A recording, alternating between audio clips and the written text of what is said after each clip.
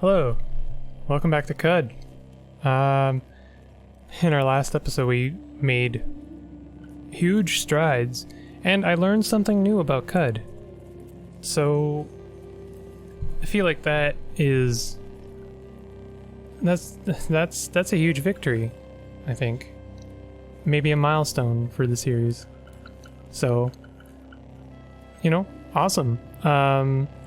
We also got a new quest, which we're going to be looking at, I think, today. We can definitely check out some of these historical sites, but I don't know if we're ready for Grit Gate. For sure soon, but I figured we might have a look at Bela. Now, I mentioned in the last episode that Bela had received a content update. Had been revised, a revised quest. That is true, but only for the beta, apparently, which I am not on. If you check out the beginning of the series, you'll see why I'm not on the beta. It's kind of a dice roll. I lost a few characters, and there's nothing wrong with that. There's some really good features in the beta. Am I lost? I'm lost. Okay. So, I am looking forward to those becoming part of the main game, but I figured it would be better, just in general, to stick with the current build so that I don't lose saves, and hopefully this is the most stable build. So let's keep it simple. I got a question. What happens when you get lost? I may have mentioned this or explained it, but I will again, especially since it's now relevant. Oh no, is that what I think it is? Hold on a second. This guy could potentially be a game ender. Two-headed boar? Oh no, never mind. Okay. There's a particular kind of boar that shoots projectiles at you and is extremely... I've lost quite a few runs to them. When you are lost, first of all, you only get lost on the overview map. When you're lost, it basically dumps you in the current parasang that you are in. So the tiles on the overview map are all known as parasangs. Sorry about the idiot on the highway speeding, I guess. You're dumped in the current 3x3 grid. You're not really sure where you are. You are lost, and you have to travel around until you regain your bearings. This is potentially dangerous because you could be dumped basically in front of a city of monsters. I do have Rebuke Robot. I've never used this attack. I probably should use it. In fact, let's assign it. Can I do Shift V? Command melee charge. No, I don't want to change that. Can we do Shift B? Yeah. Do Shift B. Let's try Rebuke Robot. Let's see what that did. The Stasis Minor MK1 reels from the force of your bludgeoning. Oh, that was different.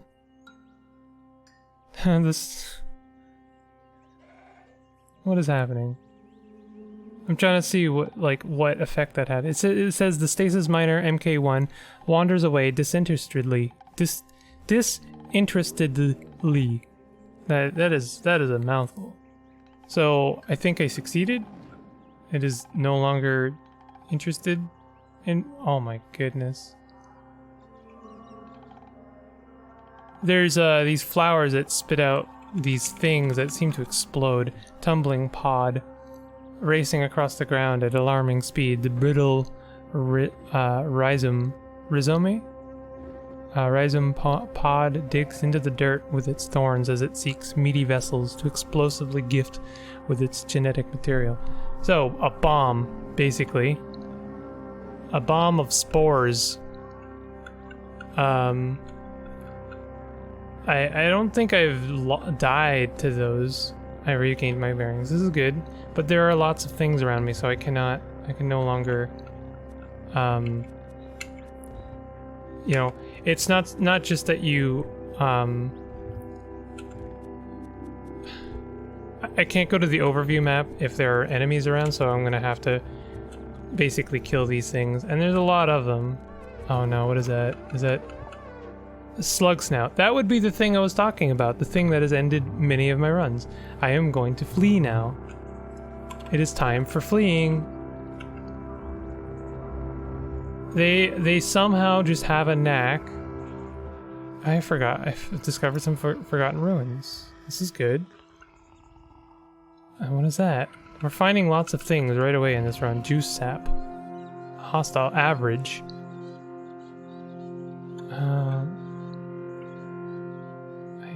I want to find safety from the Slugsnout, from the amoeba. The Slugsnout is shooting at me from great distances.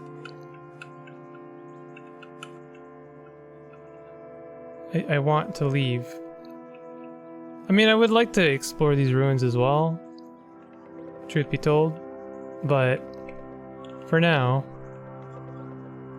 let's see, let's have a look in here. Is that a thing that's gonna hurt me? La Bloom. Is it hostile? It seems to be okay. Can I talk to it?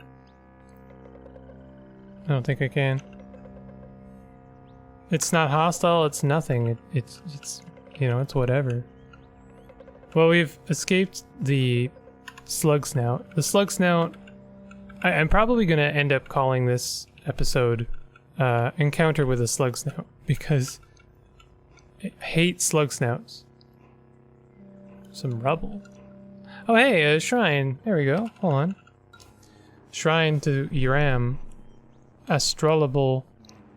Hold on. Astrolabe in Cyan. In 5020 BR, Iram appointed a corrupt administrator as minister of the hourglass-worshipping city-state of Hash. She mandated the practice of leaving her home forever in Iram's name. I may have already discovered that tidbit of history about Iram,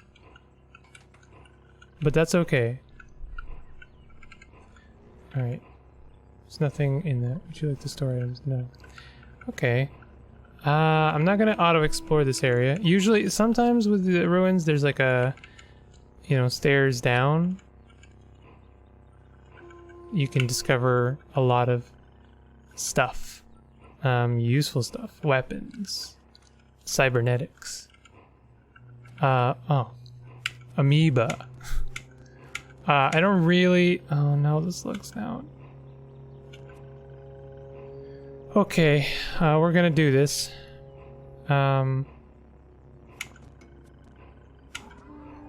Let's... I just wanted to deal with the amoeba. I'm going to... conk it. Let's conk it. No, I don't want to conk myself on the head. Whoops. Shift X. Slugsnout reels from the force of your bludgeon. I think it is potentially stunned. Let me see here. I want to slam it as well. It's stunned wherever it is. There it is. Oh no, is that another thing? Thirst Thistle. Thistle Pitcher. Yeah, this is another ranged enemy, which is bad. So the Slugsnout is still stunned. I promised that I would explain better what is happening. Let me zoom in a bit here. So as I mentioned in my How to Watch CUD, you usually want to focus on this guy. This is, you know, I've tried to remain pretty consistent with my character builds. This guy is always my character. I don't think there are any other sprites that look like this character. In the future, I will make a mutant, and he will no longer look like this. But for now, we're going to focus on him.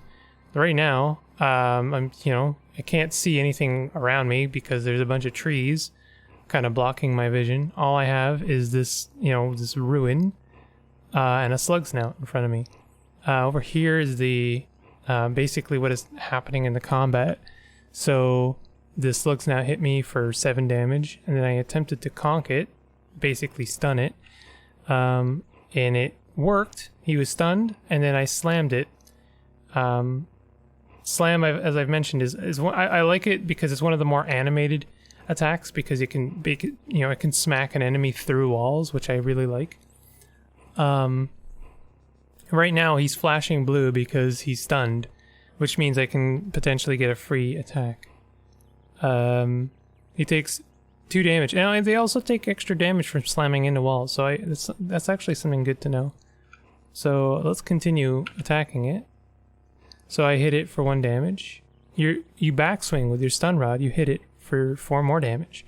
So I've taken abilities, passive abilities, specifically with cudgels, that basically every time I attack, and I think it's when I successfully attack, you have the opportunity to make an extra attack, which is really cool. It's one of the reasons I like cudgel. There are other passives for other weapons, but for now, cudgel is like one of my favorite starting weapons. So I'm going to continue hitting him. And he's dead. This is awesome. We killed a Slugsnout. Not necessarily, breakthrough. But, I'm not going to look a gift Slugsnout in the mouth. Wooden and chrome poles let armor rest peacefully. Anything in there? Oh, there is some stuff, actually.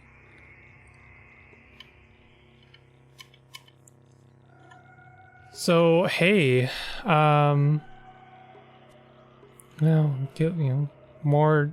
amoeba. I didn't recover. You should really, between battles, the smartest thing you can do is really take just an extra moment and hit the tilde key, which is just wait until you're fully healed, because you just kind of passively heal over time. I am going to make a camp. I am not going to end the episode here. Oh, they're hostiles nearby.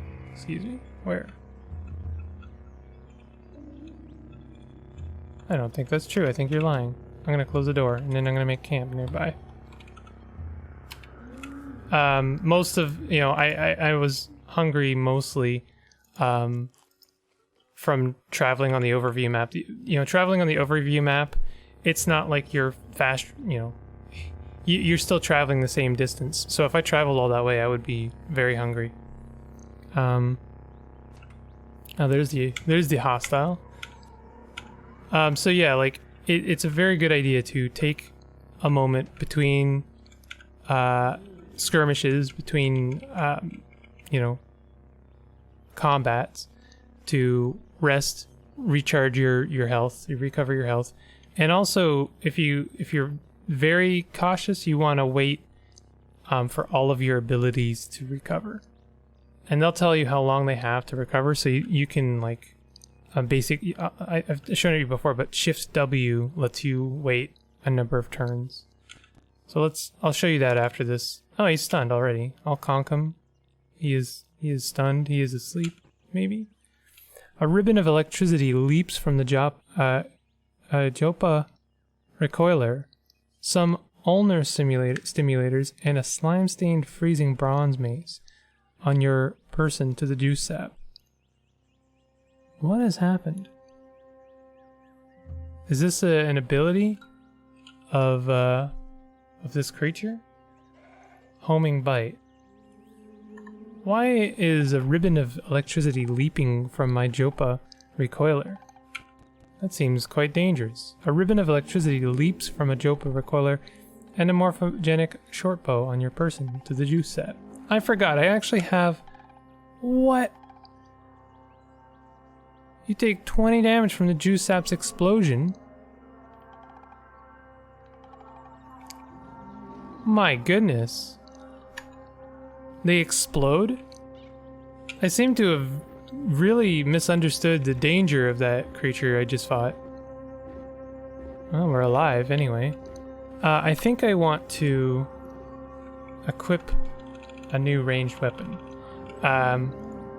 Apparently, I like the shotgun. on paper, but I feel like we would be better off with the short bow. Maybe? Its penetration is very good. We could try the chain gun.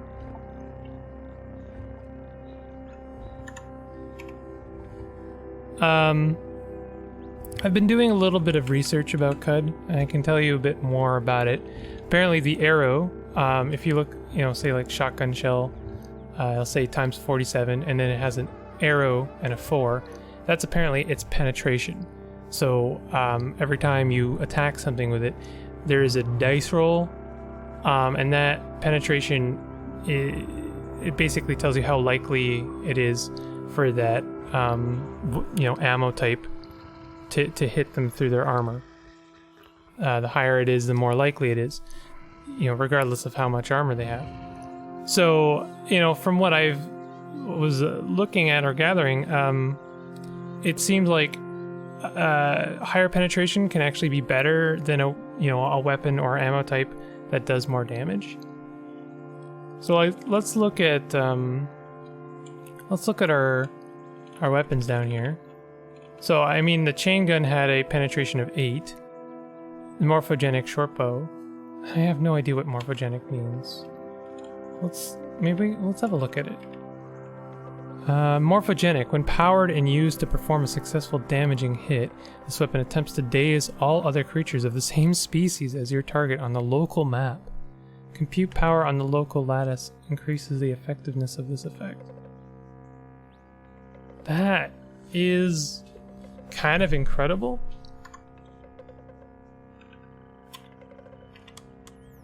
I'm gonna attempt. I should probably use my strange tubes, which are in Jopa right now, to examine that kind of cell. I'm going to do it anyway. I would like to know what type it is. Oh, it's a fidget cell. Fidget cells suck. There's a fidget. Let me explain. There's a cell is a battery. I don't know if that was clear, but I'm explaining it anyway. There are lots of different kinds of batteries. There are batteries that run on different resources. So like oil is an obvious one. Acid is another one. Acid, as you know, is a fluid you can buy. I could probably buy some acid at the 6-day stilt. And that would be fine. I probably should have bought some acid. I think I have an acid battery. We have like ulnar stimulators, chem cell. So what kind of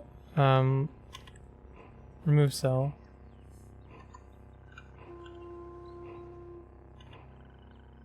I don't know what the ulnar stimulators do. I should probably have looked at these. Oh, extra strength and agility. These skin-tight gloves occasionally jolt the hands into performing with added strength and agility. It seems like a really good thing, actually. I should be wearing these. I think I'm wearing, like, steel gauntlets, which are providing extra armor. So, I don't know. Pros and cons. But let's replace the cell. Remove it. We're going to remove it and see if we can't. Refill it, maybe? Maybe not. I'm not sure if maybe the chem cell is like a one,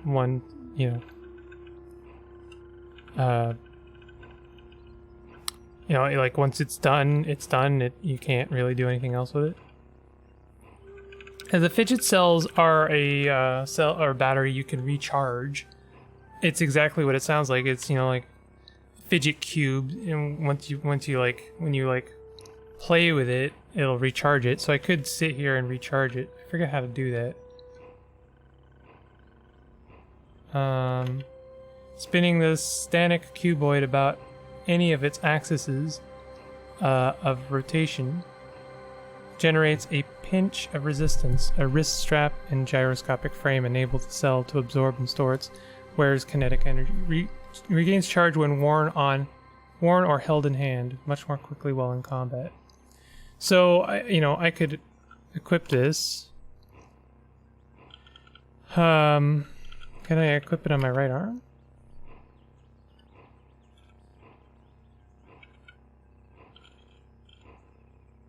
Apparently I can, so it doesn't have to take up one of my hands. So, you know, while I'm like moving around, I will slowly recharge this cell. And then we're getting into the kind of nitty-gritty of the technology in CUD. The technology in CUD is actually pretty robust. Here's another chem cell. I should probably like remove these cells when I'm not using these things, maybe. I feel like the electricity arcs from that whatever thing I was fighting wasn't doing me any favors. So like I could take the solar cell out. The solar cell is very, you know, it's exactly what it sounds like. I'll remove it for now. Obviously I don't need the Jopa recoiler at all times. And then I could use the fidget cell you know, when I need to recoil home.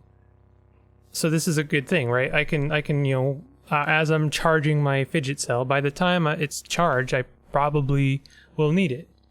The solar cell is charged whenever I'm outside in daylight, so not as helpful in dungeons. That's when you want something like a chem cell. We're just talking about cells today, apparently. And why? Because I kind of want to use this morphogenic shortbow. I don't know. We'll go with a chain gun for now. After all that, I'm not even going to use it, you know. But for now. So what would this? This would replace the steel gauntlets. Steel gauntlets are quite good. It's actually one of our best armor types. So, you know, we'll leave it for now, and we're just gonna explore the ruins. It's good to explore them when you find them.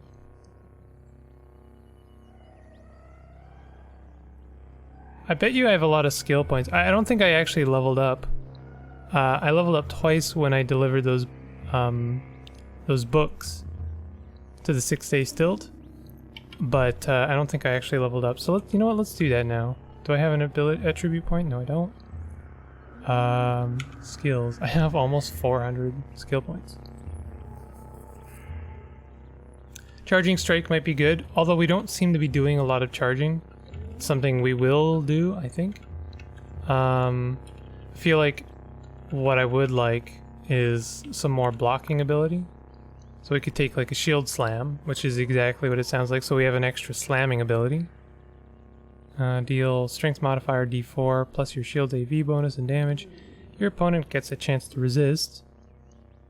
Whenever you charge an opponent with a shield equipped, you get a free shield slam attack against them. So this is, you know, I think cudgels work really well with the with the shield, because they have synergizing skills. So shield slam would be good because, you know, charging is something we would like to do. In fact, if I take this, I'm more likely to want to actually use my slam or my charging ability. Then there's deft blocking. Your chance to block with a shield improves to 75%. So, like, these are really good for survivability. I think I do want to take them. I will eventually take non-combat skills, but I've played too many runs of CUD where I've taken just like a bunch of non-combat skills, which are good. There's no bad skills in CUD, but I've taken them and then I've died because I just had no way to defend myself. And I would like to, you know, make a monster of a character and defeat this game. Maybe I am, you know, maybe I'm naive, ambitious, even. I guess, you know, read those in the opposite order, I guess. So let's set our shield slam. I'm gonna set it to, I guess, Shift N. No, I'm not. I don't want to do that. And then we're leaving this place. Where am I going? I don't think I had a plan. I want to go to Bela. So where is Bela?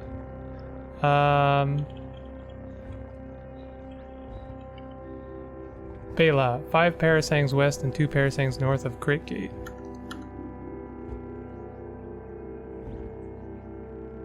Ah, yeah, okay. So that's Great Gate there. So I assume this is Bela. Okay, let's go to Bela. This is, I seem to recall this is a really, really cool quest. And I don't remember, like, much about it, so I may really mess this up, but that's okay. We'll learn. We're gonna learn. Roguelikes are about learning. My character's hungry again. You know what?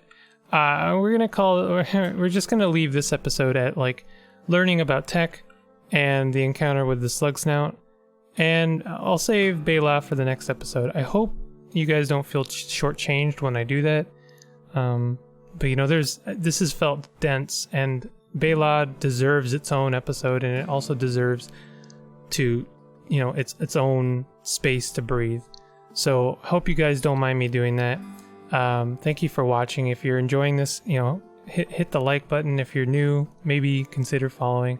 And, you know, thanks for watching. And I'll see you next time as we delve into Bela.